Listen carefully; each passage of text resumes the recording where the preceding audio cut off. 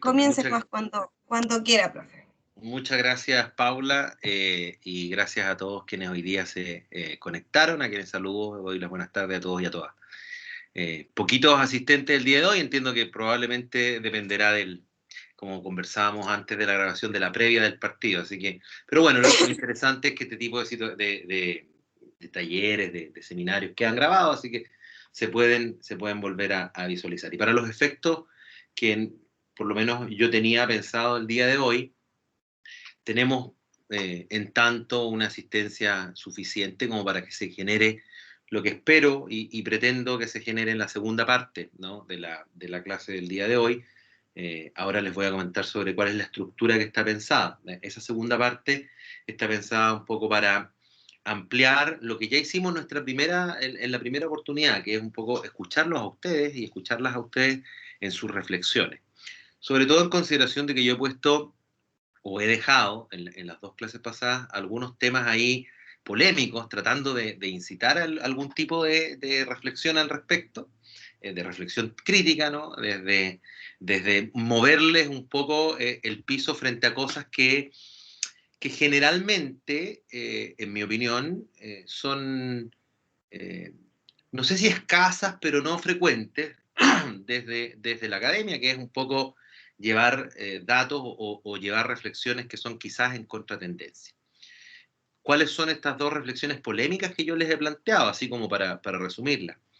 En la primera ocasión que nos reunimos, hablamos, yo les puse ahí titulares, ¿no? La evolución del sistema democrático representativo, la evolución de la acción política, ¿no? Y las formas de entender el liderazgo. Pero dejé ahí entre líneas, o más que entre líneas, de hecho lo manifesté abiertamente, un tema o una afirmación de la que me hago cargo, obviamente, y que desde la que me gustaría, entre otras cosas, discutir en la segunda parte del día de hoy, y que tiene que ver con lo siguiente. Yo afirmé y dije, los partidos políticos han sido el perno estructural del sistema democrático representativo y van a seguir siendo el mecanismo estructural del sistema democrático representativo. Paula, no sé si se activó ahí una cámara o en proyección.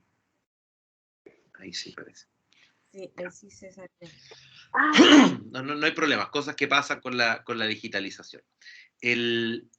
Decía, en la primera clase yo dejé esa afirmación un poco resumiéndola, los partidos políticos van a seguir existiendo, ese es un poco, van a seguir siendo uno de los pernos fundamentales, me atrevo a decir que no exclusivo, evidentemente, pero van a seguir siendo el perno central a través de los cuales se da el funcionamiento del sistema democrático representativo.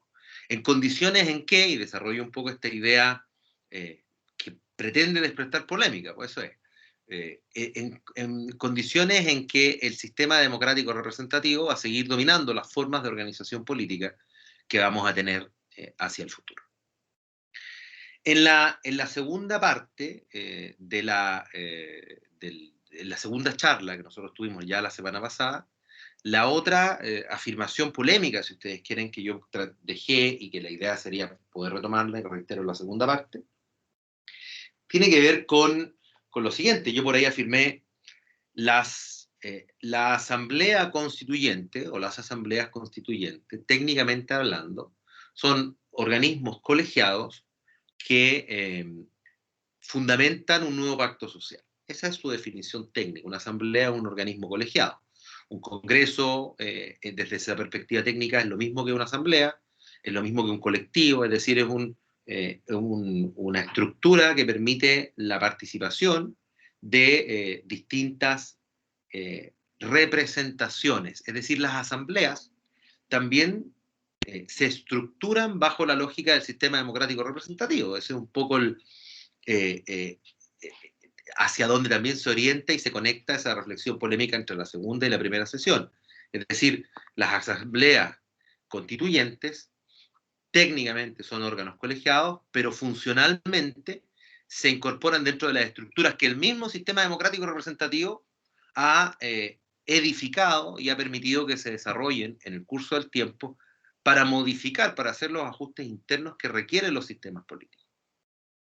Y en ese sentido, la Convención Constitucional que nosotros tenemos es una asamblea constituyente.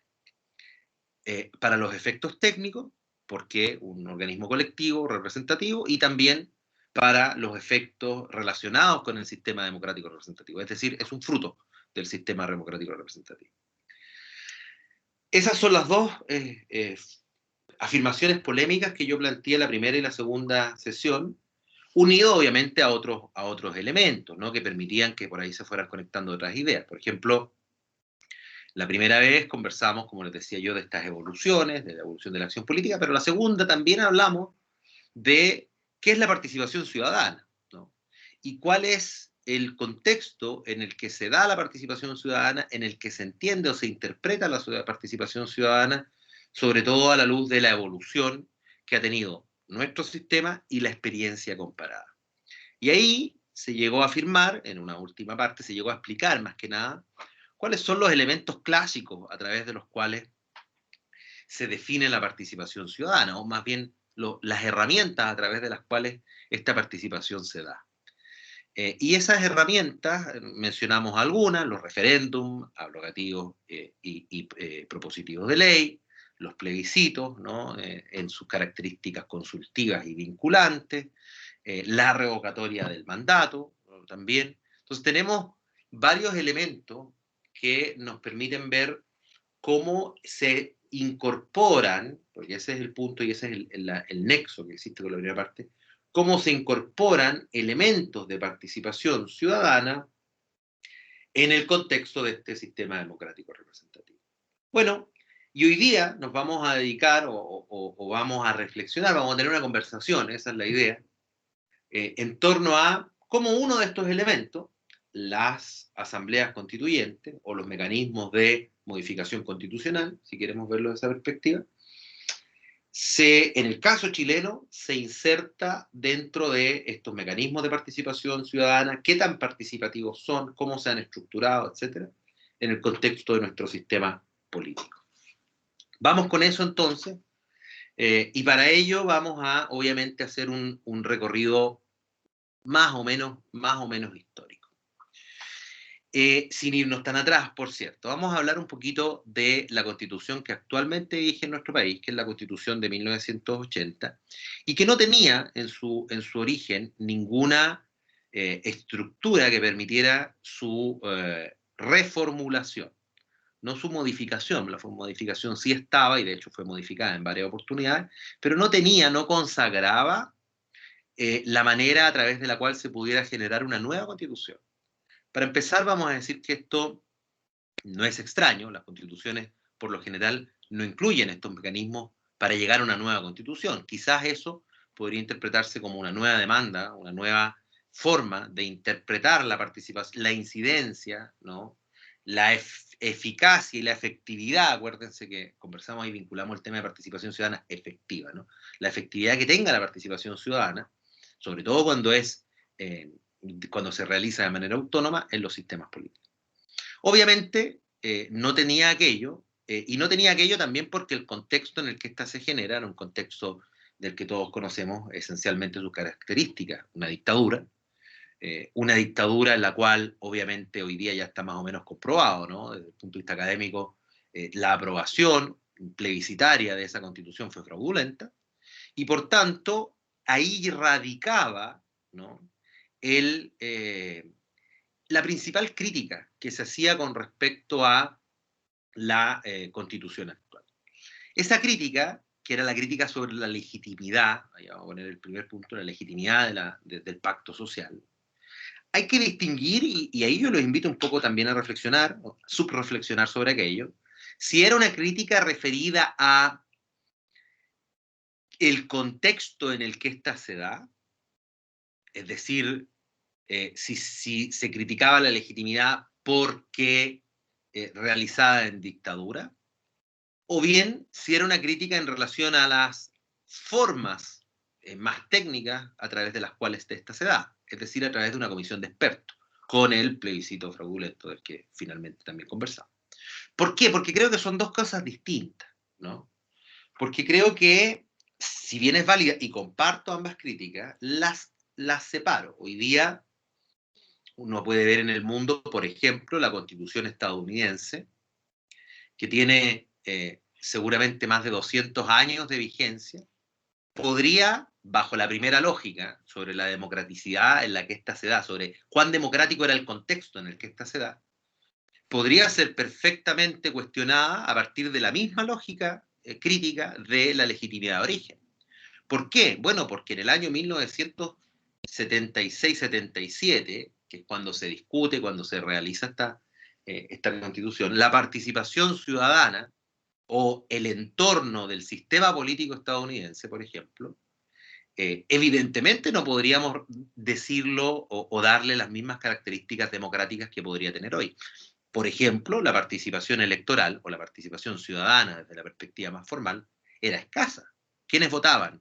Quienes tenían determinado sustento económico. Quienes no lo tenían no podían votar. Quienes tenían niveles de alfabetización, quienes no sabían leer y escribir, no podían votar. Es decir, el contexto ha cambiado, perdón, y ha mutado en pos de analizar si la cuestión de la legitimidad de la Constitución del 80, si la crítica a la legitimidad va por ese lado. Lo segundo tiene que ver con los mecanismos de participación. Y ahí también podemos hacer cuestionamientos técnicos sobre si la legitimidad o la crítica de la legitimidad se da por el hecho de que no haya sido a través de una asamblea constituyente.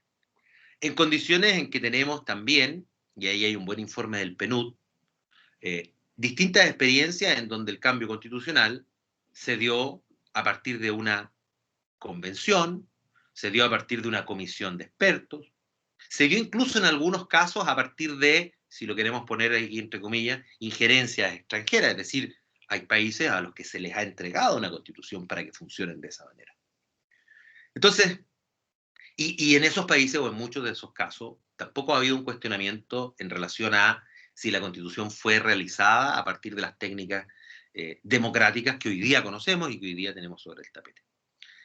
Quiero hacer una aclaración, por más polémicas que sean mis afirmaciones, yo concuerdo con las dos críticas, yo también critico la legitimidad por ambos casos, pero entiendo, y eso es lo que quiero transmitir, que existen argumentaciones que de alguna manera debaten ambas versiones de la crítica de legitimidad.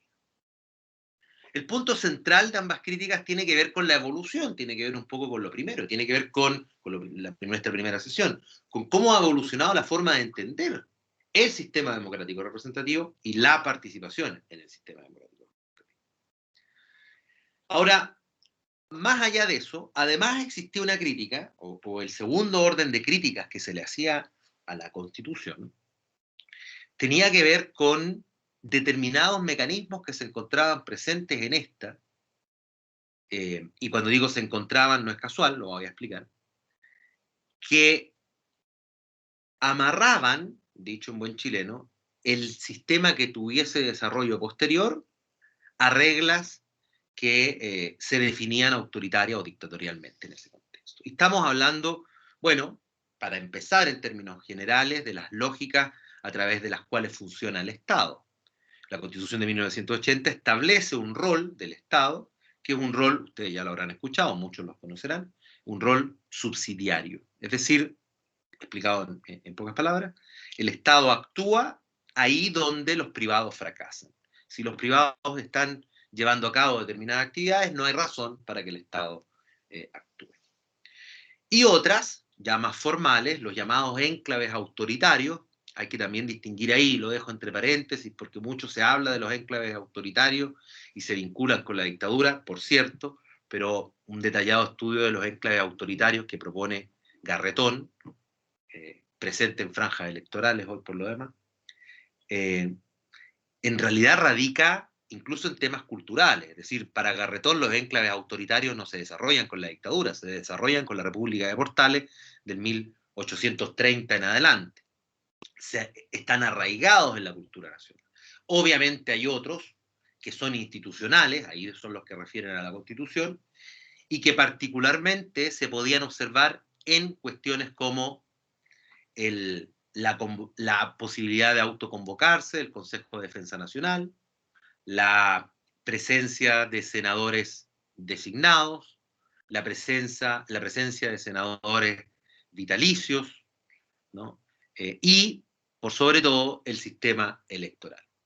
Demos contraargumentaciones, pues si la idea, como les digo, es despertar en ustedes polémica, ¿no?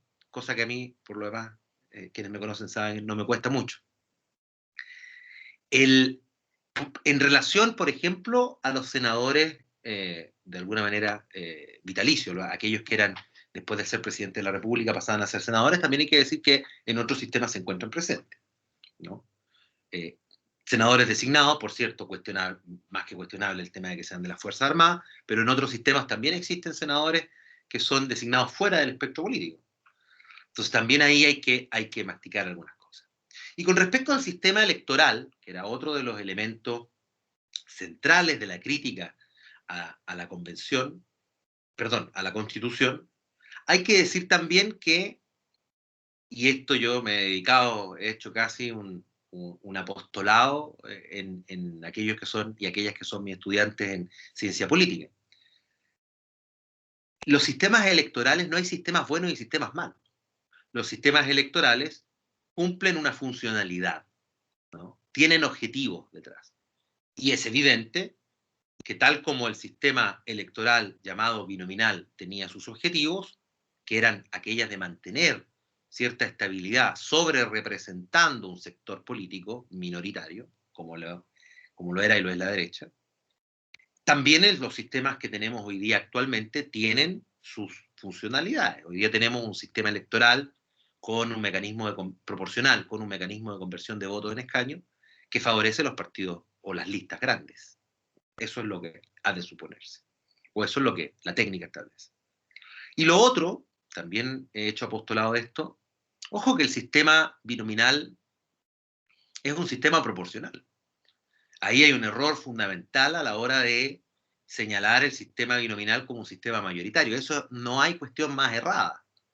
De hecho, la definición de los sistemas electorales es una cuestión muy simple, no quiero ahondar en eso, pero los sistemas mayoritarios son sistemas en los que se elige una persona, una mayoría. Sistemas proporcionales son sistemas en los que se elige en un determinado distrito o circunscripción dos o más mayorías, dos o más personas.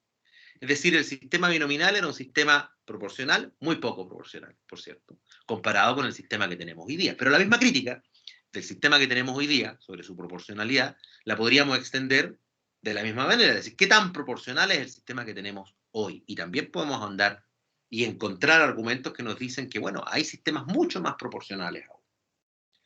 Bueno, todos estos elementos de crítica yo señalaba y decía, se les hacían porque finalmente todas estas cuestiones fueron resueltas dentro del sistema político. Se eliminó la posibilidad de autoconvocarse del Consejo de Defensa del Estado, se eliminaron los senadores designados y vitalicios, se cambió el sistema electoral binominal, etcétera, un montón de otras que finalmente querían cumplir o querían atacar también uno de aquellos problemas que era el problema del origen de legitimidad con la presidencia de Ricardo Lagos, que terminó firmando la nueva carta. Entonces, cuando es evidente que ciertos problemas fueron resueltos, a mi modo de entender, no era tan evidente que el problema de legitimidad hubiese sido resuelto por el solo hecho de que esta nueva carta tuviese la firma.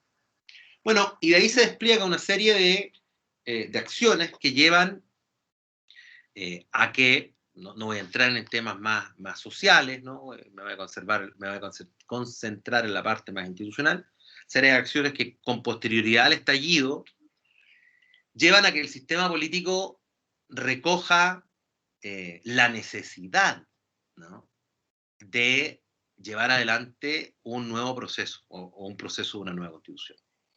¿Y por qué me detengo en este punto? Porque también ahí hay que distinguir una cosa, o dos. La primera es que donde se recoge la posibilidad de realizar una nueva constitución es dentro del sistema, una vez más dentro de las lógicas del sistema democrático representativo, que de alguna manera es dominado por los partidos que a su vez entienden que es el momento de ampliar los espacios de participación. Entienden, forzados, como ustedes prefieran.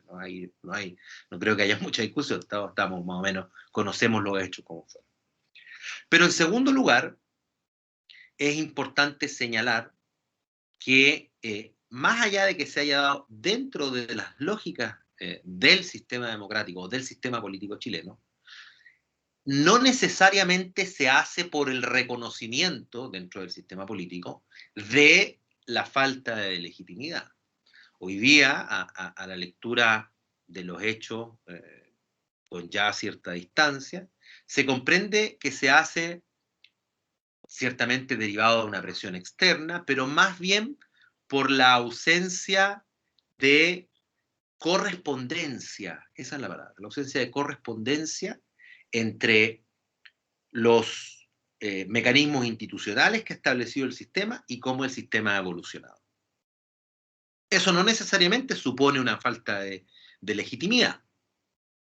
Eso ocurre en todos aquellos tránsitos constitucionales, pocos en realidad, aquellos que se dan de manera no conflictiva, ¿no? La mayor parte se da en momentos de conflicto, pero hay algunos que se dan de manera no conflictiva, y lo que está a la base del por qué tiene que ver con que se reconoce que no refleja, ¿no?, la estructura institucional, la forma en la que ha ido evolucionando el sistema.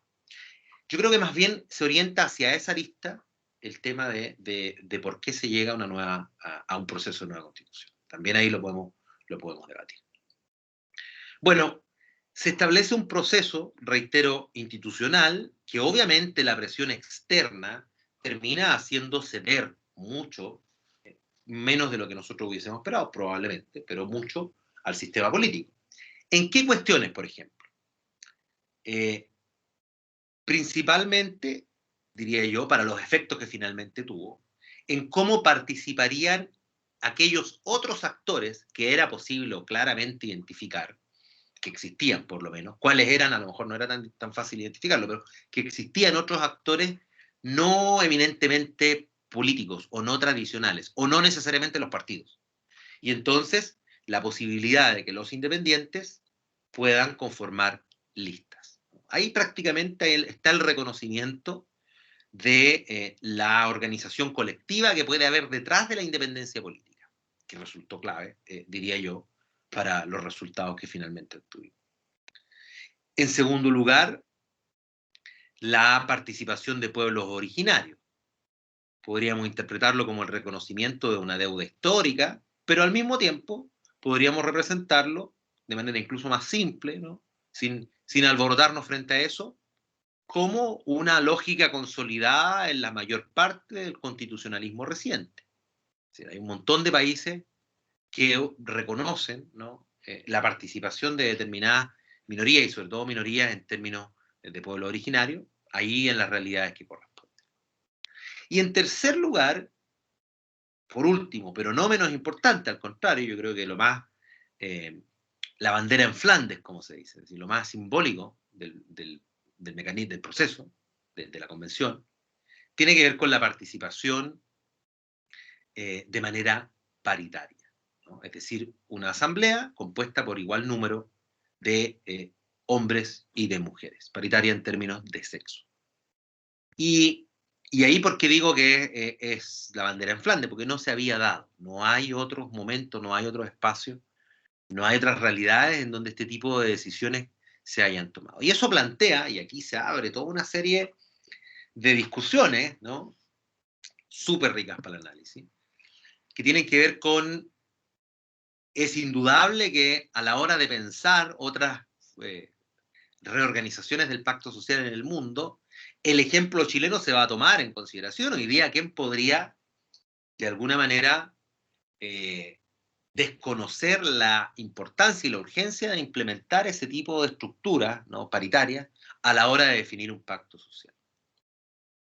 Pero hay una conversación que va más allá. Esa misma lógica que reviste un momento de excepcionalidad, de un pacto social que debe ser formulado, que reviste la urgencia y la importancia de un momento que es histórico, único, se debe implementar también en la estructura futura, y no estoy pensando en Chile, si la reflexión va mucho más allá, de las instituciones políticas en todo el mundo, es decir, los independientes, los pueblos originarios y el tema de la paridad, debe de ahora en adelante ser los símbolos de la estructuración institucional de cualquier organismo, de cualquier institución en la democracia representativa, en condiciones en que a futuro no revisten los mismos, las mismas características de excepcionalidad del proceso. Ya algunas discusiones han habido o parecen darse con respecto, por ejemplo, al tema de los independientes, en donde se establece, por lo pronto, que para las próximas elecciones no tendrán la posibilidad de reagruparse. Ese es casi una retirada, ¿no?, del sistema político que se protege, ¿no?, frente a sí. Pero queda la pregunta, bueno, ¿y en la convención cómo se irá a definir? Porque en la convención se podrá conversar acerca de cuáles van a ser los requisitos para poder participar de las contiendas electorales. Un tema del que tenemos que prestar atención. Lo segundo, donde parece que hay mayor apertura, por ejemplo, que tiene que ver con si institucionalmente después, sobre todo en las lógicas de los espacios representativos, los pueblos originarios van a tener que seguir teniendo los escaños reservados, como se conoce, las representaciones. ¿Y por qué es interesante conversar esto? Porque también ahí lo pongo a modo de pregunta polémica. Sabiendo y reconociendo la importancia de que participen los pueblos originarios con escaños reservados, con mecanismos que les permitan una participación, y estando muy de acuerdo con ello, surge una pregunta incluso más radical.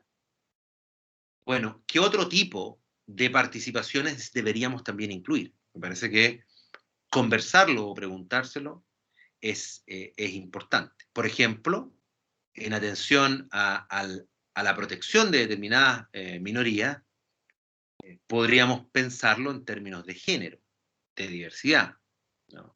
Entonces también es una discusión rica. Rubén, usted había levantado la mano, creo, no sé si fue por casualidad o quería interrumpirme. La idea aquí es que interrumpan cuando quieran, no necesariamente en la segunda parte. Sí, efectivamente, muy buenas tardes, profesor. Buenas tardes. Y efectivamente quería intervenir para polemizar, ¿cierto? Vamos. Okay.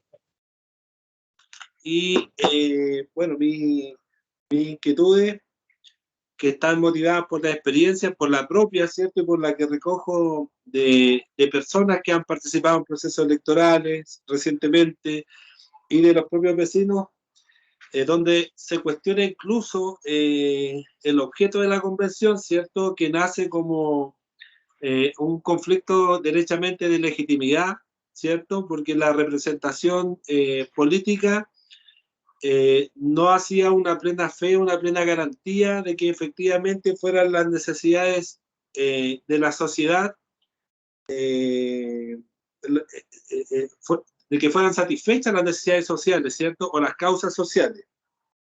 Entonces, lo primero, la base donde se erige este proceso de reforma de la Constitución es la falta de representación, ¿cierto? De una representación genuina.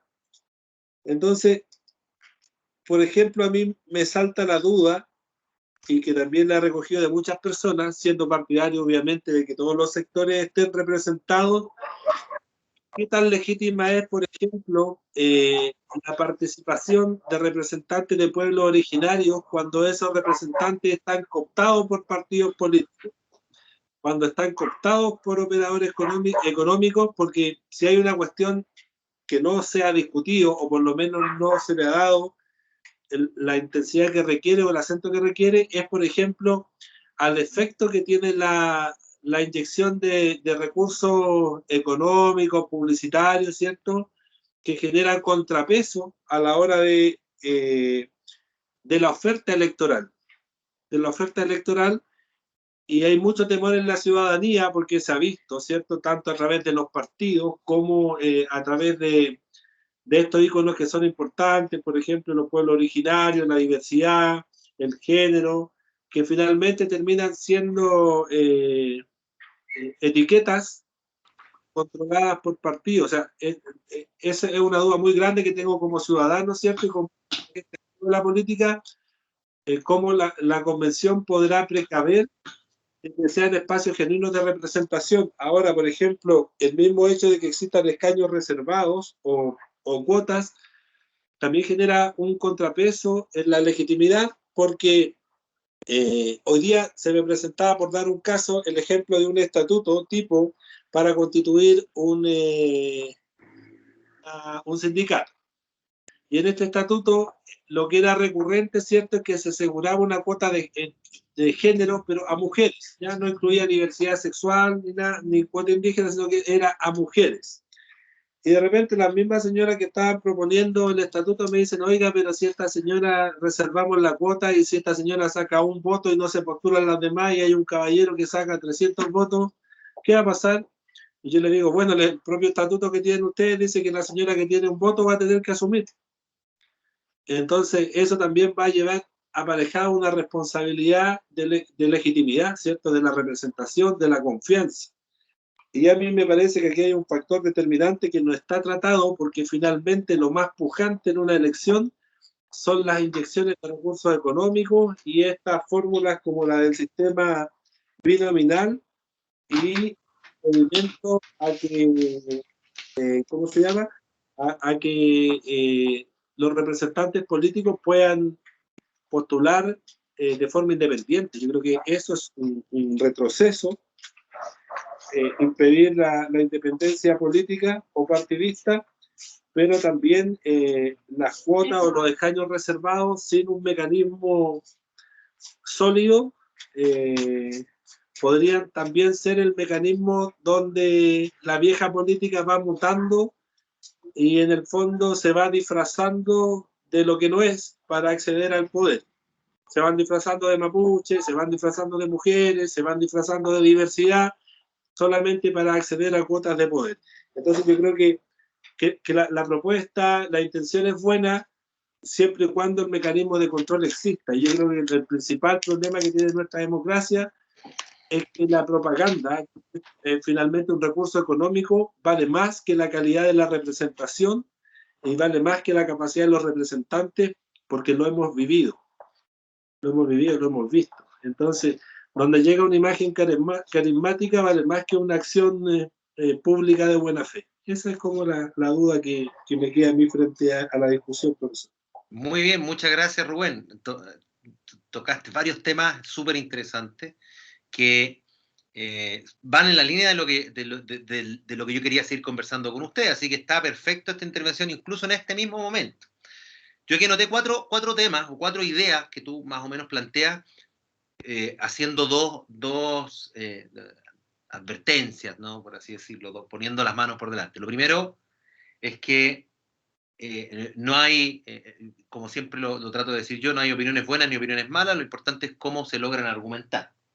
Y para eso, lo segundo, decir que yo voy a argumentar mis opiniones en un poco, no responder, sino que tratar de darle una vuelta de tuerca, encontrar nuevas luces referente a los temas que tú planteas, desde la perspectiva técnica y académica, sabiendo que muchas veces la técnica y la academia se han pegado patinazos importantes, es decir, no han correspondido un poco a los fenómenos sociales. Pero bueno, en mi rol, desde ahí yo lo puedo comentar. Lo primero, en términos del contenido, de la primera reflexión que tú planteas una reflexión que está presente en la ciencia política desde siempre, y que es, ahí hago este es otro de mis apostolados en los estudiantes de ciencia política y administración pública, que es, hay una diferencia, no es lo mismo, no son sinónimos, la representación con la representatividad. La representación tiene que ver más bien con cuánto lo que yo como representante ejerzo refleja la voluntad de mis representados, ¿no?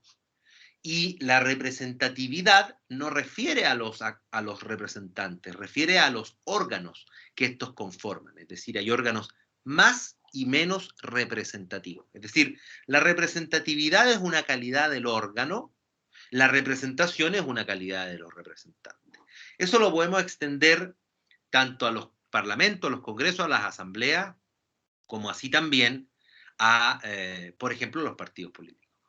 Una cosa, o lo que mejor funcione una cosa, ¿garantiza que mejor funcione la otra? No. Es decir, si yo tengo una asamblea, un parlamento más representativo, va a significar que tengo una mayor diversidad dentro de ese parlamento, de esa organización. Eso a la vez va a garantizar que se gobierne o que las decisiones que se tomen sean cercanas a la voluntad de sus electores, tampoco. Son dos cosas que generalmente se suelen, no sé si confundir, pero mezclar, por cierto, pero que aluden a dos temas que son completamente distintos. Entonces, ¿por qué planteo esto? Lo voy a decir una frase. Porque yo creo, y aquí planteo mi opinión abiertamente, que a la luz de la comprensión que yo desde la primera sesión les planteaba, es decir, que los partidos políticos son y van a seguir siendo el perno central de las democracias representativas como la que tenemos hoy, y por más que la podamos modificar ahora, como la vamos a seguir teniendo, también advierto que los partidos políticos tienen un serio problema.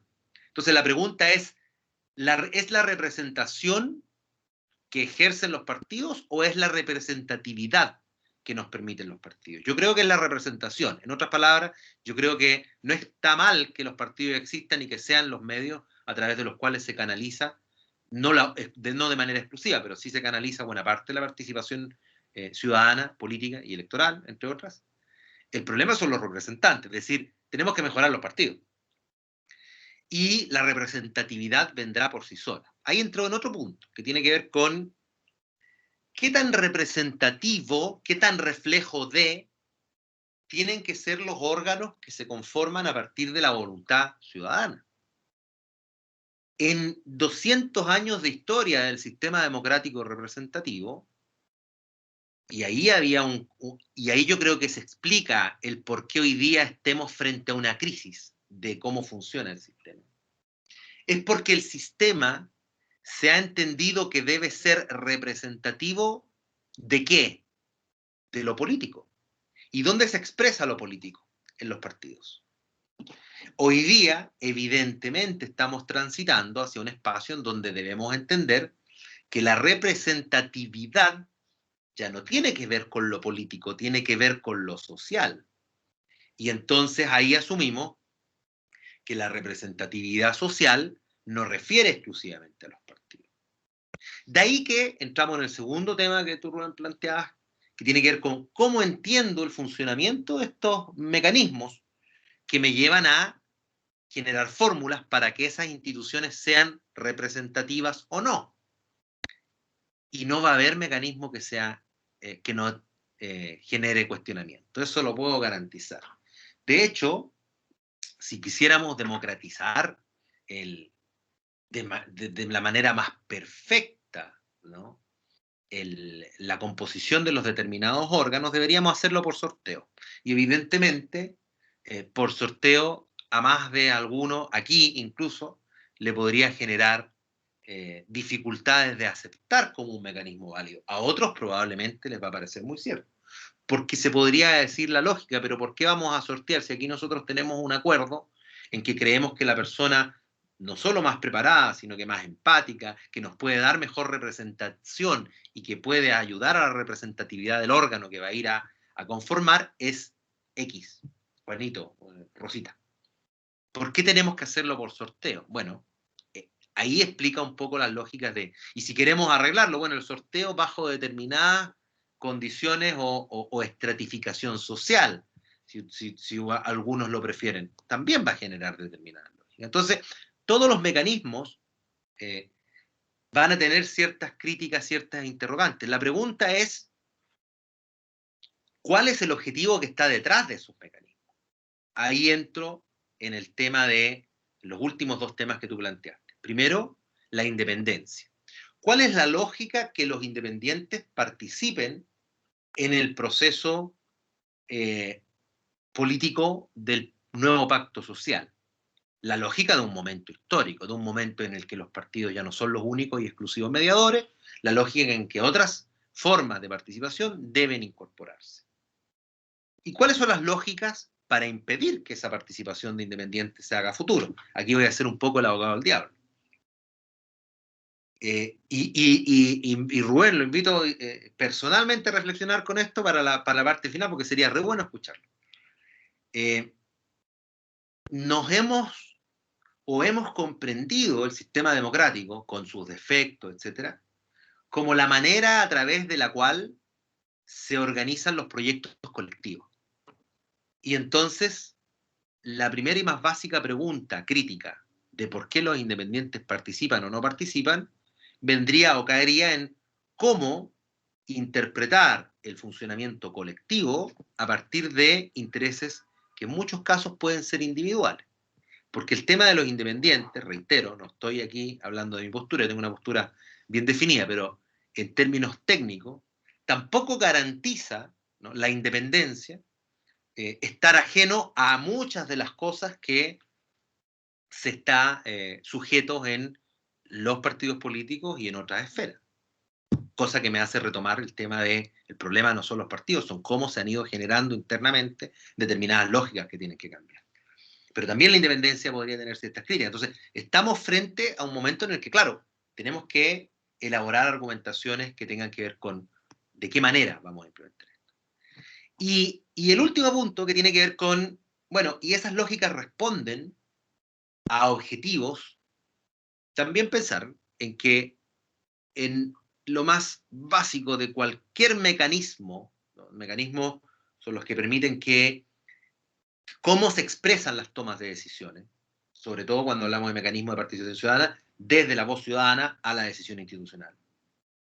Transitan en dos, son dos los polos que mantienen tensión a estos mecanismos. Es decir, cuando uno toma la decisión, lo primero que ve muchas cosas, lo primero que ve es, como decir, no todo es blanco y negro, pero partimos diciendo si el color se asemeja más al blanco o se asemeja más al negro, estabilidad o representatividad.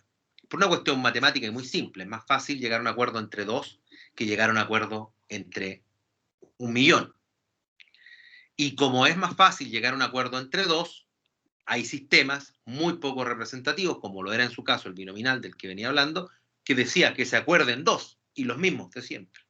Hay otros sistemas que dicen que se acuerden todos los que son partes, a pesar de que no exista ninguna estabilidad y cambiemos las cosas de un día para otro. Estoy haciéndolo con un lenguaje, estoy tratando de utilizar el lenguaje más coloquial que me sea posible, para que se entienda.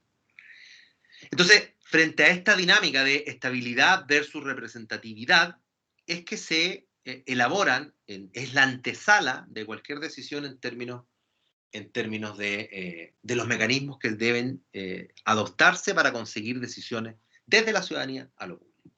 Y ahí entro en otro tema, saliendo ya de esta muy rica participación, reitero el agradecimiento, Rubén, pero entramos a otro tema que no lo hemos conversado, y aquí podría desatar otra crítica además. ¿Por qué 2/3? ¿Por qué la convención, la estructura que nosotros tenemos que deberá adoptar una nueva constitución, por qué debe hacerlo a partir de la mayoría de 2/3? Hay dos tipos de críticas, ¿eh? Ojo, algunos critican los 2/3 por el solo hecho de ser 2/3, y otros critican los 2/3 por haber sido impuestos por un organismo externo, el sistema político, que le pone las reglas a la convención.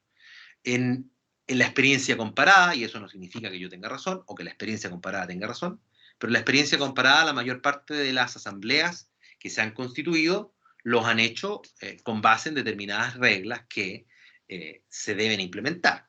La Asamblea Constituyente Italiana, del año 1946 al 48, funcionó, tuvo tanto poder que plebiscitó una forma de Estado, se transitó de monarquía a república incluso. Bueno, funcionó con la lógica de los 2/3, impuestos por un acuerdo entre partidos, ¿no?, por cierto, pero que garantizó la toma de decisiones en ese contexto. Entonces, es una regla que se ocupa, podemos seguir cuestionándola, pero es una regla que se ocupa. Y que se ocupa incluso impuesta, voy a usar el lenguaje crítico frente a la regla, desde afuera.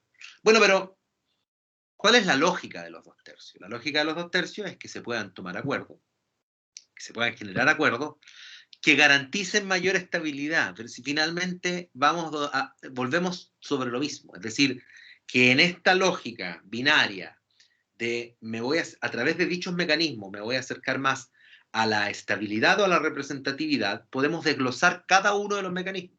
Podríamos hacer incluso un ejercicio. No nos va a dar el tiempo y probablemente sus niveles de atención frente al partido más rato estén más bajos de lo normal, pero podríamos analizar, es decir, ¿A qué responde el escaño reservado a pueblos originarios? ¿A estabilidad o a representatividad? Seguramente a representatividad. ¿A qué responde más la participación de independientes? Seguramente a representatividad. Bueno, ¿de qué manera incorpora el sistema mecanismos que apunten a lo otro, a la estabilidad de la toma de decisiones? Los 2/3. Porque los 2/3, frente a otra característica que tiene las maneras o los mecanismos a través de los cuales va a decidir la convención, que es la de la famosa hoja en blanco, deja mucho al arbitrio de la discusión legislativa entre actores que son los mismos de siempre.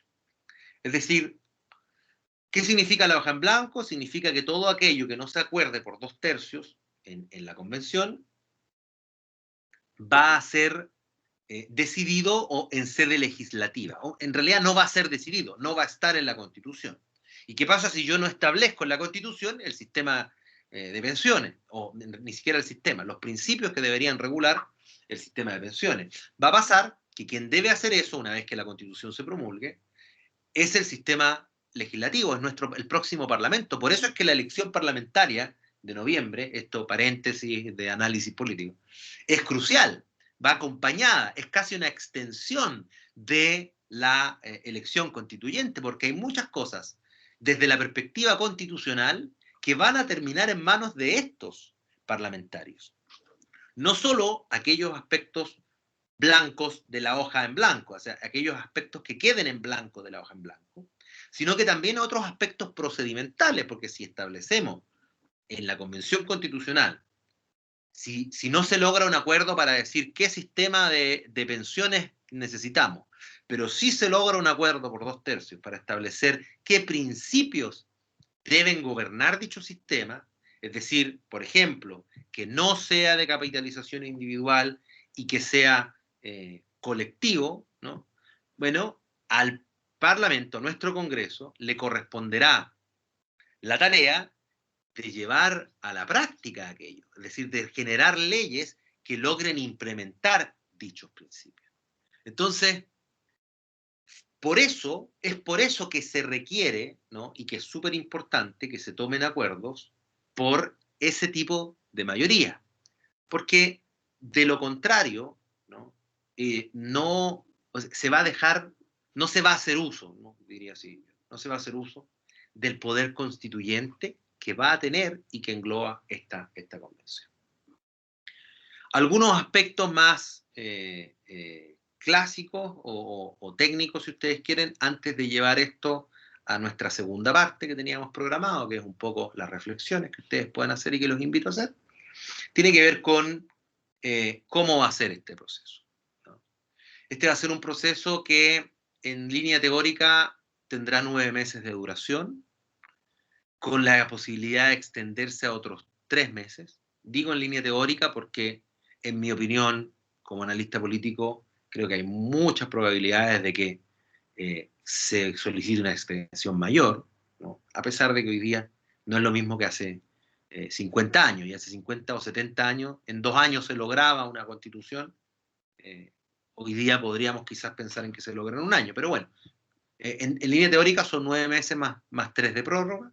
Con posterioridad a ello, el texto que sea aprobado por la convención supone debe tener que ser plebiscitado, es decir, no basta con que la convención llegue a acuerdos por aquellos 2/3 y que se proponga un texto, sino que además la ciudadanía una vez más va a participar a la hora de aprobar o rechazar dicha propuesta constitucional.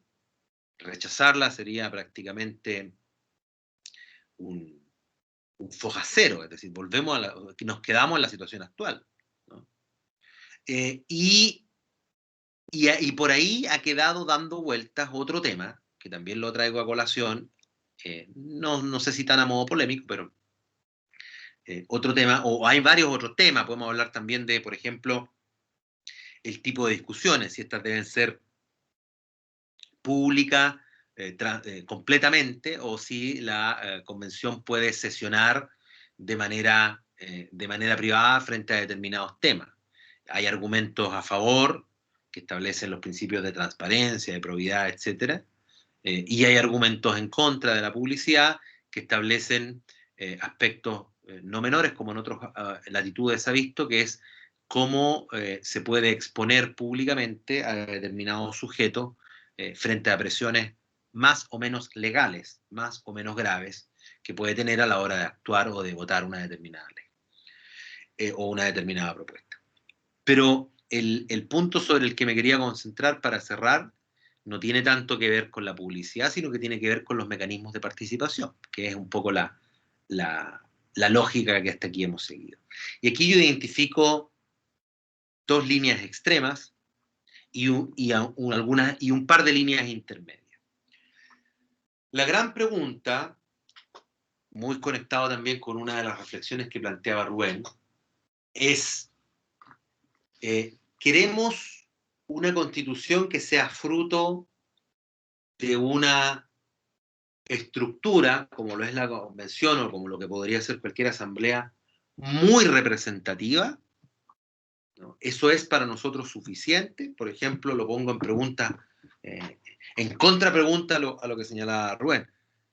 Si excluimos a los partidos, si dejamos solo que sean independientes los que participan, si excluimos las cuotas, si tratamos de poner todos los puntos para poder evitar todos los problemas válidos que señalaba Rubén, y elegimos así nuestros representantes, quienes van a escribir esta nueva constitución, ¿es suficiente o la ciudadanía tiene que participar del proceso?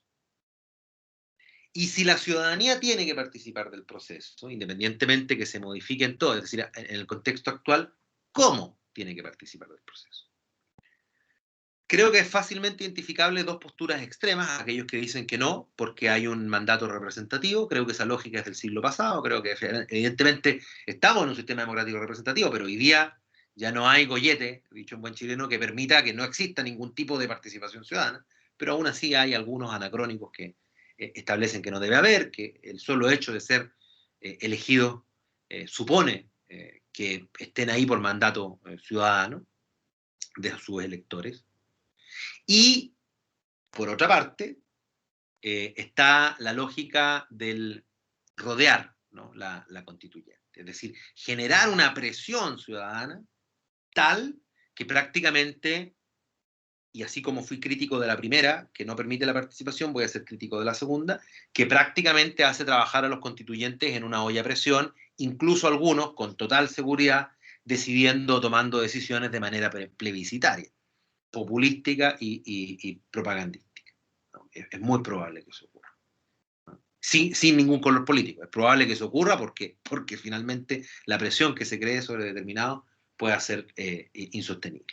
Y hay dos mecanismos intermedios, ¿no? ¿Cuáles son esos mecanismos intermedios?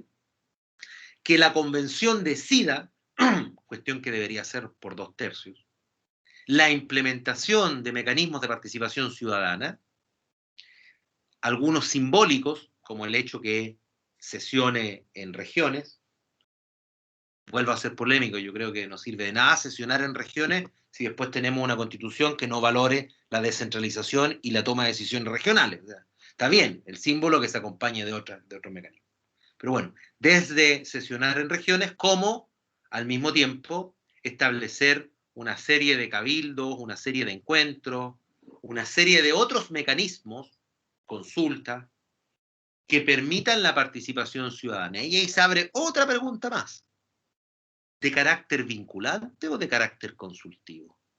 Porque si son de carácter vinculante, nos alejamos de la representatividad de aquellos que fueron elegidos para tomar las decisiones. Si son de carácter consultivo, nos ponemos en la otra vereda. No es tan efectiva la participación ciudadana que se puede realizar. Pero bueno, ahí hay una discusión. Y la otra, de la que yo honestamente, y en mi opinión muy personal, no tiene nada de academia esto, soy un poco más partidario, y que es que la participación ciudadana debe darse a través de los miembros de la convención individualmente identificados. Es decir, si hay representantes que no ofrecen participación ciudadana, allá ellos, muy bien. Y si hay otros que ofrecen en sus distritos participación ciudadana se deberían implementar a través de esa institucionalidad, del miembro de la convención. ¿Por qué soy partidario de esta visión? Por el simple hecho de que creo que la participación ciudadana hoy día, más que ser un tema de conversación, sobre todo en la elección constituyente, se transformó en un tema electoral. Y entonces, más polémico aún, si aquellas personas del distrito 11 o 12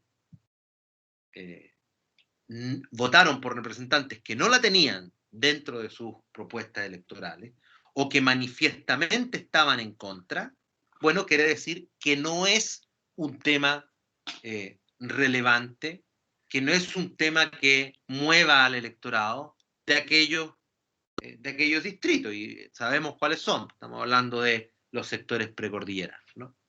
En cambio, en aquellos otros distritos donde fueron elegidos representantes que sí tenían, y en algunos casos con contundencia, propuestas de participación ciudadana, quiere decir que en esos distritos sí les interesa ese tipo de participación. Porque, por lo demás, ¿cómo se podría implementar o cómo se podrían implementar los programas constituyentes que lleven adelante estos actores si finalmente se les obliga o se les niega, vuelvo a los dos extremos, un tipo de participación ciudadana bajo una forma en la que ésta se debe desplegar? Solo para terminar, ya que me concentré en la última parte, es decir, en dos extremos y dos partes intermedias a través de las cuales se puede garantizar la participación ciudadana en la convención, una institucional, otra individual. Ya que me concentré en la participación ciudadana de forma individual, quiero cerrar, muy conectado de nuevo con lo que me planteaba Rubén, con la referencia a un autor que por ahí, por el año 1700, mitad del 1700, pronunció un discurso. El autor se llama Edmund Burke, escrito Burke, Edmund Burke. Era un aristócrata, por cierto, en esa fecha quienes participaban, aristócrata, no hay otro. Fue también representante en Inglaterra, pero él pronunció un discurso que se llama el discurso a los electores de Bristol, discurso a los electores de Bristol, de Edmund Burke. ¿Y por qué es interesante este discurso? Porque creo que hoy día, reitero una vez más, frente a la breve conversación que hemos podido llevar acá, hay que rescatar la reflexión sobre lo que decía ahí, no sobre si tiene razón o no, pero sí sobre lo que estaba comentando y lo que estaba pensando. Y él decía lo siguiente, decía, como representantes estamos obligados a tomar decisiones. Y ahora bien, no todas las decisiones responden a la misma lógica. Hay decisiones, ¿no?, que evidentemente hacen alusión a la importancia y a la urgencia de los intereses nacionales, de los intereses globales del país. Y en ese contexto, yo tendré que tomar una decisión acorde a dichos intereses.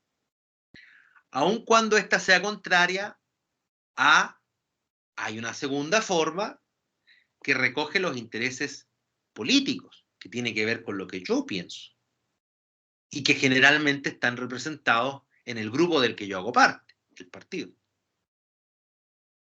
Y que muchas veces, por tomar interés, por tomar decisiones, que evidentemente hay un interés mayor, interés nacional, voy a descuidar. Pero hay otros casos en donde voy a tomar decisiones de acuerdo a lo que yo pienso. Y finalmente, hay un tercer nivel de decisiones que tiene que ver con mi electorado. No entendido solo como aquellos que me votan, sino que como aquellos que viven en ese distrito que yo represento, dice Cristo. Y ese tipo de decisiones, evidentemente, son decisiones en las que no pensaré en el interés nacional, no pensaré en lo que yo creo, política e ideológicamente, sino que pensaré en el interés de los electores que están presentes en ese distrito. Discurso a los electores de Bristol. Bueno, creo que hoy día, frente a una cierta individualización de la participación política, pero una individualización en tensión de las decisiones colectivas. O sea, nos queda súper claro, creo, que evidentemente estamos tomando decisiones colectivas, pero también nos queda claro que tenemos que fomentar cierto tipo de participación llamada independiente, pero que tiene que ver, o que tiene una salida más individual. Bueno, nos queda súper claro que hoy día existen estas tres tensiones. ¿Y cómo poder valorar estas tres tensiones? ¿Cómo poder interpretar estas tres tensiones? ¿Y dónde encontrar el punto de equilibrio? Yo creo que va a ser un poco lo que va a caracterizar el trabajo de la futura convención constitucional.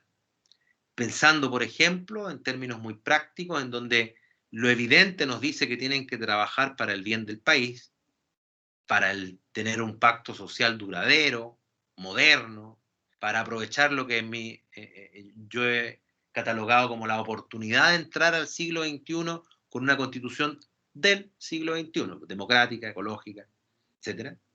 Bueno, ¿cómo va a reaccionar la atención de encontrar este interés público general con una cuestión que es propia de la política representativa, los intereses de mis electores, el distrito que me votó? Soy representante en la convención, soy representante del pueblo chileno, o soy representante del pueblo chileno que vive en el distrito 13, 8. Porque además los intereses son distintos, por cuestiones simples. No hablo de intereses en el mal entendido de la palabra, hablo que van a haber intereses de regiones eminentemente más agrarias, que quieren que ciertos temas agrícolas estén presentes en la Constitución, y otros que ven más hacia el mar, por ponerlo en dos ejemplos muy sencillos. Bien,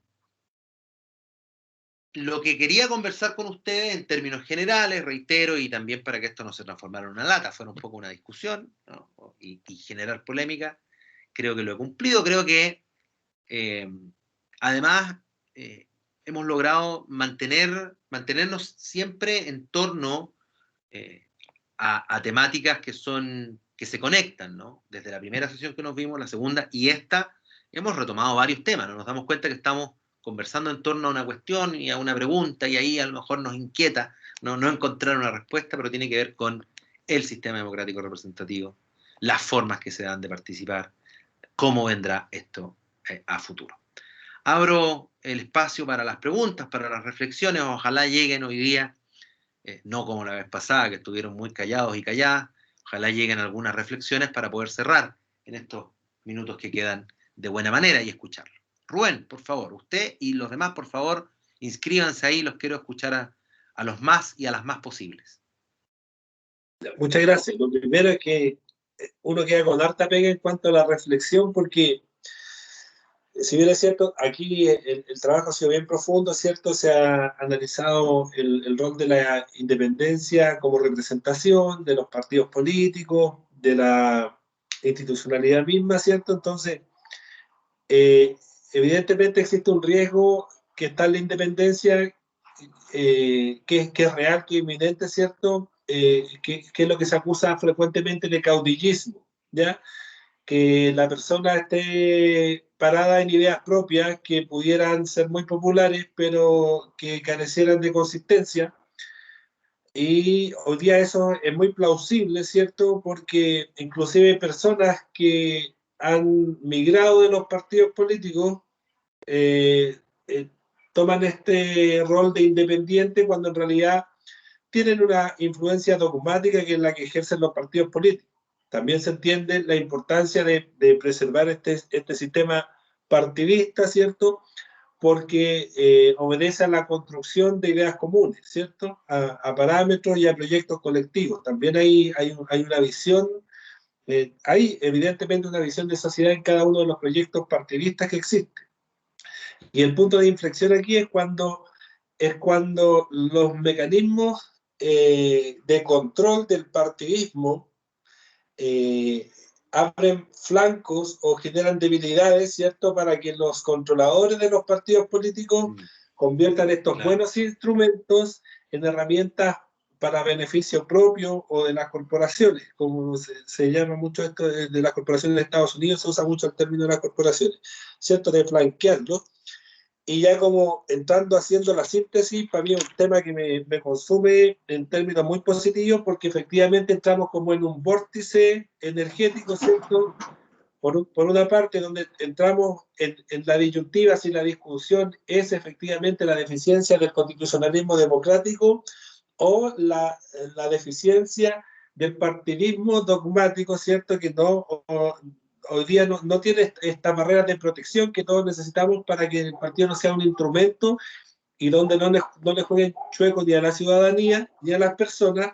Y en la órbita de esta fuerza centrífuga está la gente, ¿cierto?, que constantemente está siendo enganchada por estos discursos independentistas que obedecen a lógicas circunstanciales, pero tampoco tienen una proyección.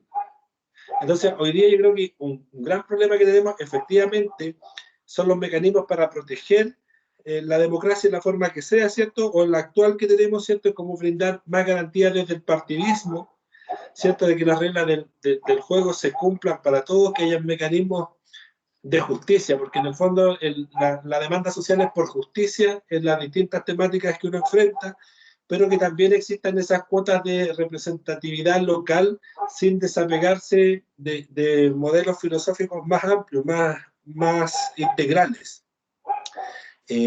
Obviamente eso lo comento como opinión porque no puedo llegar a una conclusión, siento que igual necesito más elementos, pero efectivamente siento que tengo más elementos de los que tenía ayer. Qué bueno. Oiga, y a opinión no llego ni, o sea, y a conclusión yo creo que no llego ni yo ni ningún otro académico que se esté dedicando a estos temas, porque además hay otro tema que tiene mucho que ver con las ciencias sociales, que los fenómenos en ciencias sociales se estudian mientras más alejado del fenómeno mejor es. Hoy día estamos haciendo reflexiones sobre algo que está ocurriendo, que además nos genera cierta distancia, o no genera esa distancia que se tiene que tener con un fenómeno. En su reflexión, Rubén, ahí, en su reflexión final, me da vuelta una palabra que yo creo que describe un poco el peligro de este proceso. El peligro no es que este proceso fracase y no sea aprobado por la ciudadanía, pero me venía a la mente otro concepto que yo pienso como mayor peligro del proceso constituyente y que tiene que ver con la palabra expectativa. Creo que el mejor control, ¿no?, individual que deberíamos tener se radica en las expectativas del proceso.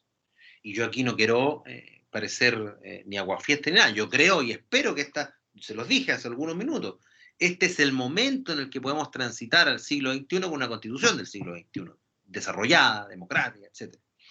El problema es, ¿qué entendemos por aquello? ¿No? Y ahí hay una serie de otras reflexiones que por tiempo no las podemos abordar. Entendemos que la Constitución se debe ocupar de todo, es decir, si no nos queda el sistema de pensiones, ya que hicimos ese ejemplo, sancionado en la Constitución, pero no quedan solo los principios, lo vamos a considerar un éxito o un fracaso, y a la luz de lo que va a venir después. Si quedan los principios, y los principios establecen un rayado de cancha, pero los parlamentarios que vengan edifican el sistema de pensiones en la periferia de ese rayado de cancha, no en el centro, que es a lo que estaban mirando a lo mejor o lo que lograron identificar los constituyentes, pero se mueven un poco sin transgredir los principios. ¿Vamos a sentir la misma satisfacción o vamos a caer en un tema?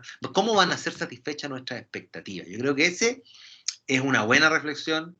Más allá de esto, yo me alegro que este espacio haya servido, ahí lo que dice Rubén, para tener más elementos de ayer, de lo que teníamos hoy, y mañana espero tengan muchos más, y las clases que vendrán también.